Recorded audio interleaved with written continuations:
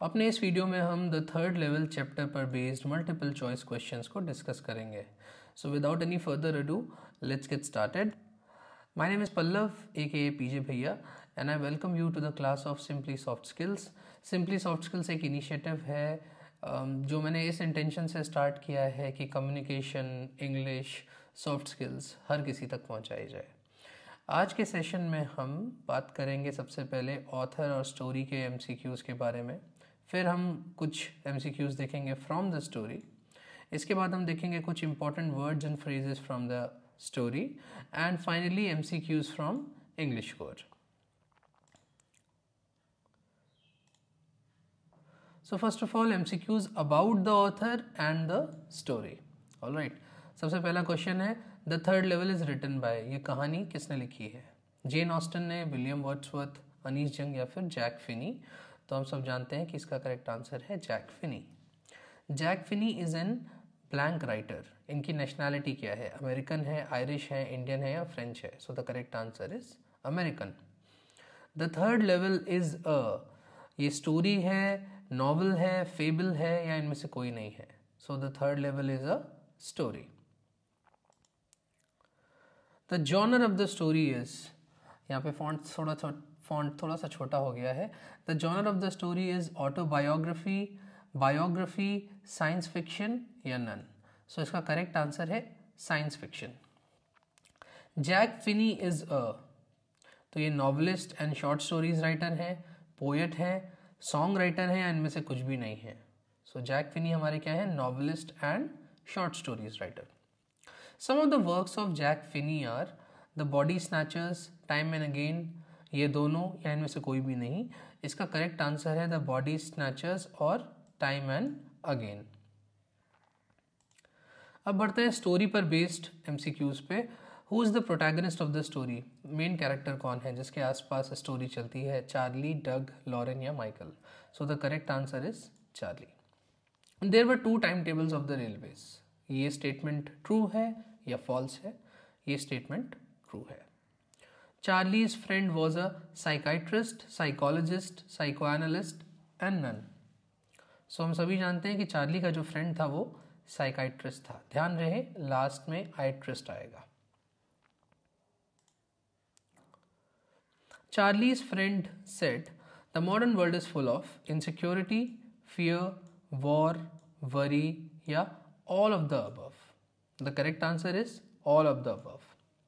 Everyone claimed that Charlie's stamp collection was a temporary refuge from reality. थी, hobby थी उनकी, उनका passion था या उनकी हैबिट थी? सो the correct answer is temporary refuse from reality. Charlie का जो स्टैम्प कलेक्शन था किसने स्टार्ट किया था? उनके अंकल ने, उनके पिताजी ने, उनके सिस्टर ने या उनके ग्रैंडफादर ने? दादाजी ने. The correct answer is grandfather. Charlie was wearing blank when he found the third level. Charlie ने क्या पहना हुआ था? एक टैन गैबर्डीन सूट पहना हुआ था, straw hat with a fancy band पहना हुआ था, दोनों या फिर इनमें से कोई नहीं? The correct answer is both. He was wearing a tan gabardine suit and a straw hat with a fancy band. Blank was Charlie's wife. Charlie की वाइफ का क्या नाम है? लुइसा, लूसिया, अगेन लुइसा या नन? सो स्पेलिंग का विशेष ध्यान रहे. The correct answer is LOUISA, Louisa. Charlie went down a short dash of stairs and came out on the third level. So short steps of stairs, short series of stairs, short flight of stairs या इनमें से कोई भी नहीं? So the correct answer is flight of stairs. The lights at the third level were dim and flickering because of low voltage के कारण, lack of oil के कारण, because they were open flame gas lights या इनमें से कोई भी नहीं? The correct answer is because they were open flame gas lights. The newsboy was selling which newspaper? The Globe, The America, The News या The World? इसका correct answer है The World. The lead story said something about president. किस president के बारे में थी lead story उस newspaper में? Was it Roosevelt, Obama, Cleveland या Bush? तो इसका correct answer है Cleveland. I have found That front page since in the public library files and it was printed June 11th 1894. ये सेंटेंस किस tense में है? तो इसमें I have found. सो इनको एक चीज़ मिल चुकी है, कोई चीज़ पास्ट में हो चुकी है, राइट? सो एनीथिंग जो पास्ट में हो चुकी हो या फिर पास्ट में शुरू हुई हो और अभी चल रही हो, वो होती है प्रेजेंट परफेक्ट टेंस में. So the correct answer is present perfect tense. Charlie wanted to go to. Charlie कहाँ जाना चाहता था? Galesburg Illinois, Galesburg Indiana, Garfield Illinois या इनमें से कोई नहीं. The correct answer is Galesburg Illinois. Charlie's friend disappeared. तो चार्ली का कौन सा फ्रेंड था जो डिसअपियर हो गया था? क्या नाम था उसका? Sam Weiner, Sam Winner, Samuel या Roy? So the correct answer is Sam Weiner. Spelling का विशेष ध्यान रहे, WEINER. एज पर Charlie Sam is in. Sam कौन से साल में है? Is he in 1984, is he इन 1894, 1784 या इनमें से कोई भी नहीं? तो ये जो स्टोरी है जिसमें चार्ली जाता है थर्ड लेवल पे, ये कहीं 1900s में चल रही होती है और जो सैम होता है वो पास्ट में जाता है. पास्ट में कहाँ जाता है? 1894 में. Sam always wanted to start a hay feed and grain business, become a doctor, become a driver या none of the above. Sam इनमें से कौन सा प्रोफेशन हमेशा से करना चाहता था? So he wanted to start a hay feed and grain business. As per the story, say Sam Wiener is the psychiatrist. Sam Wiener and the psychiatrist are different. So क्या Sam Wiener ही psychiatrist है या Sam Wiener और psychiatrist दो अलग अलग character हैं? The correct answer is Sam Wiener is the psychiatrist. अब बढ़ते हैं important words phrases की तरफ. Will swear on the stack of timetables. Stack का क्या मतलब होता है? ढेर.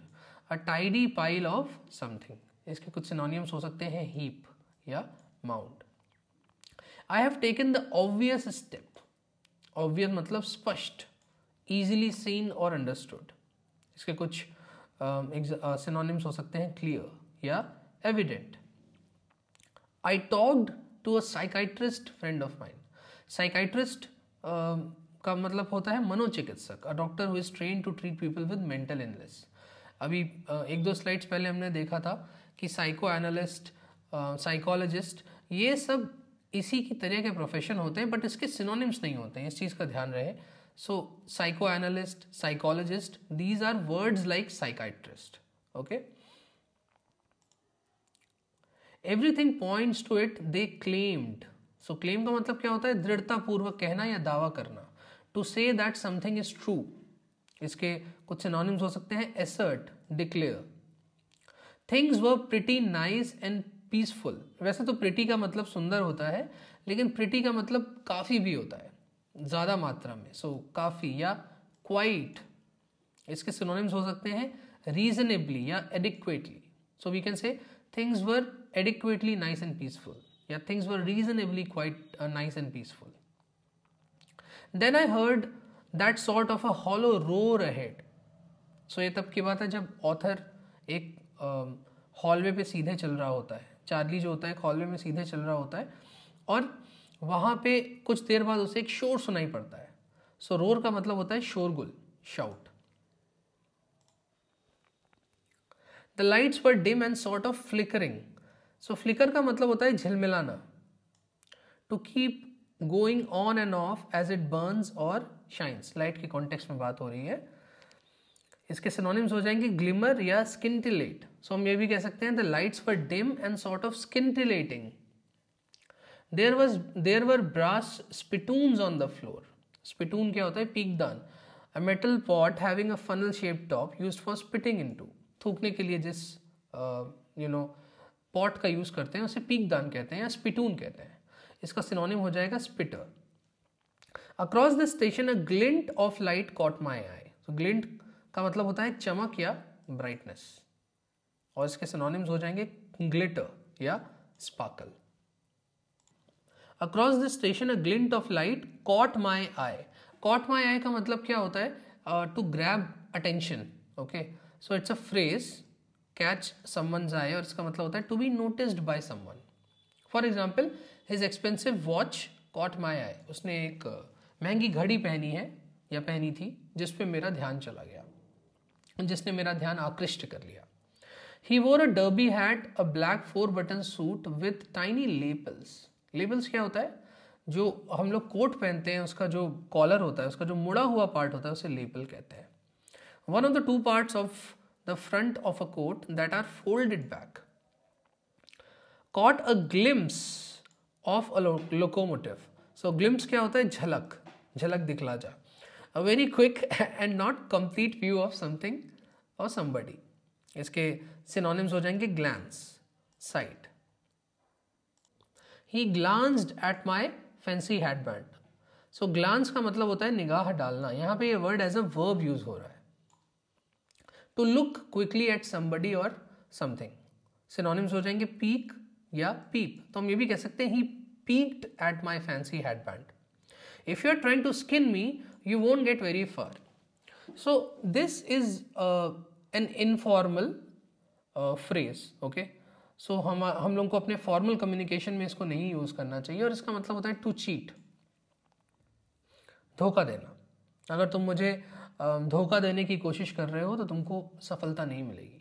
और यहाँ से आता है हमारा सेकंड इडियम गो फार, जिसका मतलब होता है टू बी वेरी सक्सेसफुल. तो यहाँ पे लिखा है if you are trying to skin me you won't get very far. अगर तुम मुझे धोखा देने की कोशिश कर रहे हो तो तुमको सफलता नहीं मिलेगी. ओके, सो गो फार एक इडियम होता है जिसका मतलब होता है टू बी वेरी सक्सेसफुल. एक और एग्जाम्पल हो जाएगा she is very talented she would go far. वो बहुत टैलेंटेड है, उसको बहुत सफलता मिलेगी. यू हैव टू पे अ प्रीमियम. प्रीमियम का मतलब कोई चीज़ जो एक्स्ट्रा पे करनी पड़े, अधिशुल्क. इसका सिनोनिम हो जाएगा surcharge. Because one night fussing with my stamp collection I found. Fussing का मतलब होता है किसी चीज़ को बहुत ध्यान देकर करना. ओके, टू पे टू मच अटेंशन. इसके सिनोनिम्स हो जाएंगे सिंथेसाइज, पुट टुगेदर. अब चलते हैं एमसीक्यूज फ्रॉम इंग्लिश कोर की तरफ. सबसे पहले we have multiple choice questions based on an extract. Sometimes I think Grand Central is growing like a tree, pushing out new corridors and staircases like roots. There is probably a long tunnel that nobody knows about, feeling its way under the city right now, on its way to Times Square, and maybe another to Central Park. And maybe because for so many people through the years, Grand Central has been an exit, a way of escape. Maybe that's how the tunnel I got into. But I have never told my psychiatrist friend about that idea. अब देखते हैं इस पे based कुछ questions. The above extract is not an example of allegory, analogy, imagery या metaphor. सबसे पहले इन सबको समझते हैं होता क्या है. एलेगरी इज जब हम किसी छोटी कहानी के माध्यम से बड़ी कहानी को बताते हैं. फॉर एग्जांपल दो पड़ोसियों के बीच की लड़ाई हो रही है, ये एक छोटी कहानी है. और इससे हम किस बड़ी कहानी को रिप्रेजेंट करना चाहते हैं, दो नेशंस के बीच में लड़ाई हो रही है आपस में, right. So definitely it is not in allegory. ठीक है. Then analogy. Analogy is CPU is computer's mind. तो यहाँ पे हम क्या कर रहे हैं, कंप्यूटर और ह्यूमन बॉडी के बीच में एक समानता दिखाने की कोशिश कर रहे हैं, इसे कहते हैं एनालॉजी. तो यहाँ पे यूज़ हो रही है एनालॉजी कैसे, the station is growing like a tree. तो यहाँ पे हम समानता दिखाना चाह रहे हैं कि जो स्टेशन के कॉरिडोर्स हैं they are like the roots of the tree, right. Then imagery. Imagery is using words in a way कि जब आप उन्हें पढ़ें तो आपके दिमाग में एक विविड पिक्चर दिखाई दे जो भी आप पढ़ रहे हैं उसकी. तो जहाँ पे जब कहता है कि the station is growing like a tree, जब हम इसको पढ़ते हैं तो ये हमको क्लियर हमारे माइंड में एक पिक्चर बनाता है. सो इमेजरी भी यहाँ पे यूज़ हो रही है. मेटाफर होता है रूपक अलंकार का यूज़ करना. जैसे अगर हम कहते हैं कि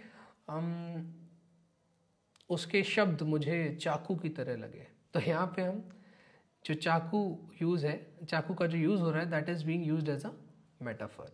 ओके. और अगर हम एक्सट्रैक्ट की बात करें तो यहाँ कह रहा है the roots are growing, the corridors are growing like the roots of a tree, right.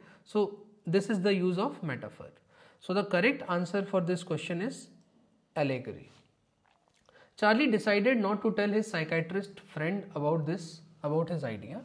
Choose the option that reflects the reaction Charlie anticipated from his friend. So Charlie को क्या लगता था कि यार मेरा दोस्त कैसे रिएक्ट करेगा, जिसकी वजह से उसने नहीं बताया. One is that's such a lovely comparison, why don't you become a writer Charlie. ये तो काफ़ी फ्रेंडली लग रहा है। अगर ऐसा कुछ रिस्पॉन्स होता तो आई एम श्योर चार्ली को डर नहीं लगता बताने से। Oh Charlie, it is so sad to see your desperation to run away, so very sad. So इसमें कोई सिंपैथाइज कर रहा है चार्ली के साथ। ऐसा भी नहीं था, क्योंकि जो उसका फ्रेंड था he was a psychiatrist. Maybe that's how you entered the third level, who would have thought. So अब साइकाइट्रिस्ट है तो डेफिनेटली इस चीज़ को नहीं मानेगा कि वो सही में थर्ड लेवल पे गया था, तो ये भी इनकरेक्ट है। You need help my raving friend, you are way too invested in this crazy thought. This is correct, this is sounding like a psychiatrist. एक मनोचिकित्सक की तरह साउंड कर रहा है कि यार तुम्हें मदद की ज़रूरत है, मुझे लग रहा है कि तुम बहुत ज़्यादा सोच रहे हो इसके बारे में। So the correct answer is D. The idiom feeling it's way implies plank movement. So the correct answer is tentative, कहीं भी बढ़ रहे हैं जो उसके कॉरिडोर्स हैं, so it's tentative in nature. Coming to the next extract, have you ever been there?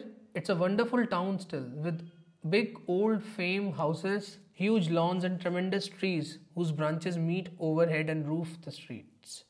And in 1894, summer evenings were twice as long, and people sat out on their lawns, the men smoking cigars and talking quietly, the women waving palm leaf fans with the fireflies all around in a peaceful world. To be back there with the First World War still 20 years off and World War II over 40 years is in the future, I wanted 2 tickets for that. Who does you refer to? किसकी बात हो रही है यहाँ? You किसको बोल रहे हैं? जो हमारे ऑथर है चार्ली जो है रीडर को बोल रहा है।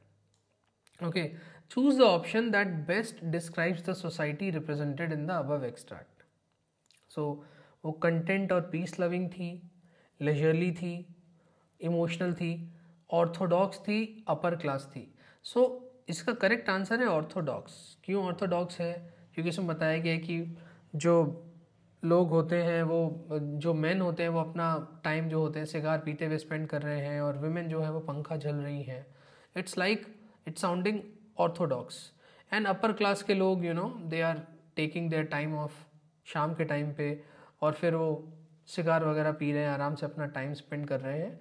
So the correct answer for this is Orthodox and upper class.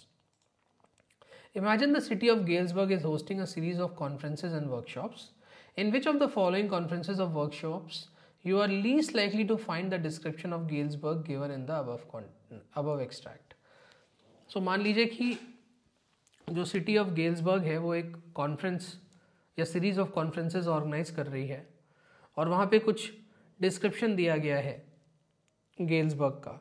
तो इनमें से किस डिस्क्रिप्शन से आपको अबव एक्सट्रैक्ट के बारे में मिनिमम आइडिया लगेगा? Gorgeous Galesburg archiving a tourist paradise.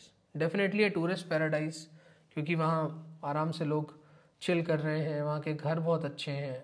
So this is correct. I mean इससे मुझे काफ़ी ज़्यादा पता लगेगा गेल्सबर्ग के बारे में। Welcome to the home you deserve, Galesburg realtors.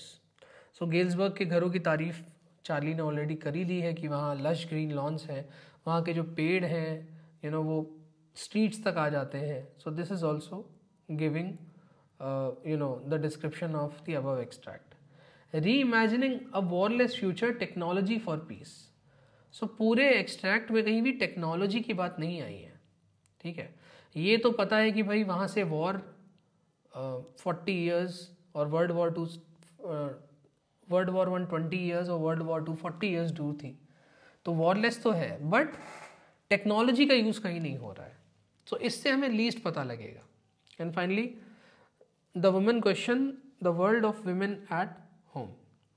सो ये तो इसमें बताया गया एक्सट्रैक्ट में कि जो वुमेन है वो शाम को बैठ के अपने पंखा जलती थी। So this is also giving a fair idea. The correct answer is C. Tremendous trees whose branches meet overhead and roots over the streets is not an example of imagery, metaphor, alliteration and anachronism. Okay. So tremendous trees whose branchless meet overhead and roof the streets. तो हमें देख रहे हैं कि यहाँ पे words का इस तरीके से यूज़ हो रहा है कि हम इमेजिन कर पा रहे हैं कि जो ट्रीज़ हैं उनकी जो ब्रांचेस हैं वो स्ट्रीट्स के ऊपर है, right. So this is correct. So imagery तो डेफिनेटली है। मेटाफर इज, जैसा हमने देखा था कि एक जहाँ पे हम बोलते हैं कि उसके शब्द मुझे चाकू की तरह लगे, तो दो चीज़ों के बारे में हम एक चीज़ को दूसरी चीज़ से रिलेट कर रहे हैं, बट ऐसा कुछ रिलेशन नहीं है यहाँ पे अगर हम ध्यान से देखें तो ये एक तो फिशी लग रहा है। फोर्थ पे चलते हैं, anachronism. Anachronism is out of time. For example अगर हम कहें कि पाकिस्तान और not Pakistan, let's say Afghanistan और यूएस के बीच में फ़ाइट हो रही है और वहाँ पे जो सैनिक हैं वो रथ लेके जा रहे हैं, तो it is an example of anachronism, क्योंकि मॉडर्न वॉरफेयर में रथों का यूज़ तो होता नहीं है, टैंक का यूज़ होता है या और गाड़ियों का यूज़ होता है, right. So that is anachronism, out of time, ठीक है। So the correct answer for this is option 2 and option 4, this one, option D. And just for your information, alliteration means अनुप्रास अलंकार.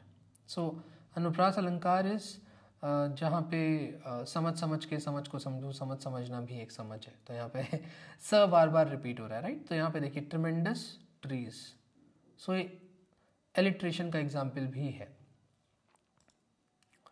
Okay, stand-alone MCQs are here.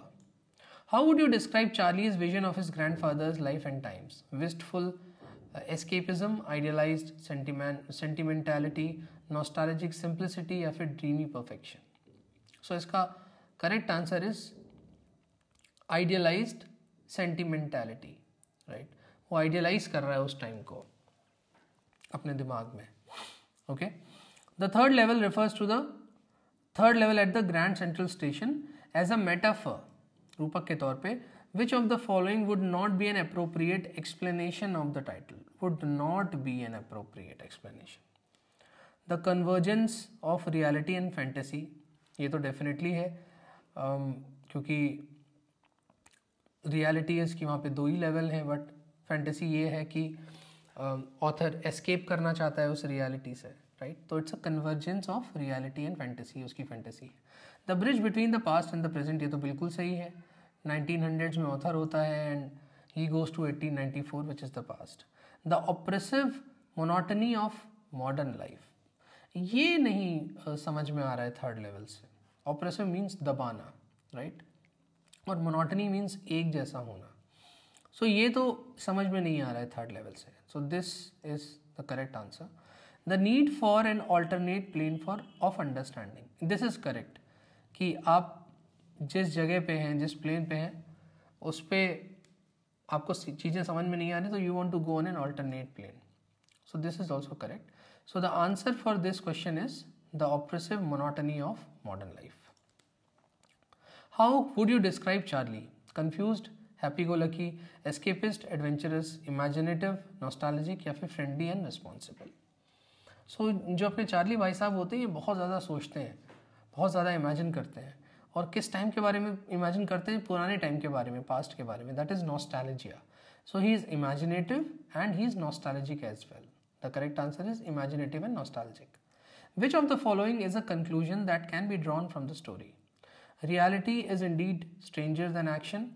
With all its worries, modern life is not worth living. The past is undoubtedly better than the present. Imagination might be the only great escape. Okay. So ये इनमें से कौन सा conclusion हम draw कर सकते हैं story से? Reality is indeed stranger than fiction. So reality जो होती है वो स्ट्रेंज तो नहीं होती है, अलग होती है। It is different than fiction, but strange नहीं होती है, you know. With all it's worries modern life is not worth living, ऐसा तो कहीं भी चार्ली ने नहीं बोला है कि भाई जीने वाला ही टाइम नहीं है अभी।